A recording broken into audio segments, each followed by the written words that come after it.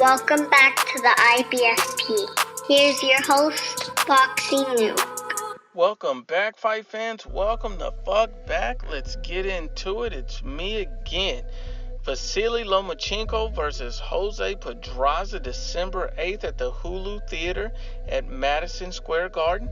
This will be an electrifying fight. It will be very entertaining, and we'll be able to see a few things. The first thing we'll be able to see is how Vasyl Lomachenko bounced back from his recent injury, and how Jose Pedraza plans to build on his victory and his win streak after defeating Ray Beltran for the WBO lightweight title. This will be a very interesting clash and a complete clash of styles to some degree. Let's first start with Jose Pedraza. Jose Pedraza is 25-1 with 12 knockouts. He's actually been stopped the one time he lost. His one loss came from Gervonta Tank Davis in 2017. He was stopped in the 7th round. Now, in my opinion, I feel like that was a little bit different. Styles do make fights, but I felt like Gervonta Davis stopped him because he didn't fight the way he needed to, long and on the outside. He's 5'8" with a 71-inch reach, and I felt like Jose Pedraza didn't keep his distance well. I felt like he got engaged too much with Gervonta Davis, and he underestimated his opponent to some degree, in my opinion.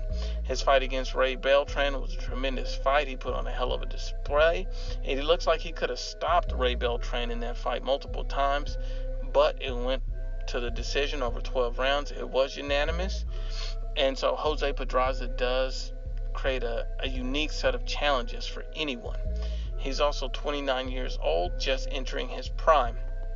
On the reverse side, we have Vasyl Lomachenko, who's 11-1 with 9 knockouts. His most recent victory came over Jorge Linares, where he stopped him in the 10th round. Now, basically, his victory over Jorge Linares was very telling. He actually got dropped in that fight, and so that kind of let me know that he is susceptible to a big right hand.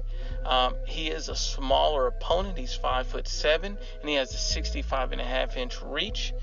He's also 30 years old. So he is the smaller fighter, the slightly older fighter, and we know that he's already been dropped, but we also know that Jose Pedraza has been stopped. Now, betting money would probably go on Vasyl Lomachenko for the stoppage, but if Jose Pedraza can fight using distance and reach to try to negate some of Vasyl Lomachenko's speed and athleticism, he may be able to pull off a shocking victory. Or he can look to try to land a big punch, but he's not necessarily known as a power puncher, as his last 3-4 victories have all went to decision. So he hasn't really stopped anyone in a while. So at this point, it's going to be up to Jose Pedraza to use his reach, use distance, use lateral movement, and make sure he perfects his head movement if he wants to get the victory over Lomachenko. That's going to be a very tall task. Lomachenko has so many dimensions. He can move. He is just an incredible elite fighter. And there's a reason why he stops guys like a Jorge Linares, like a Guillermo Rigo.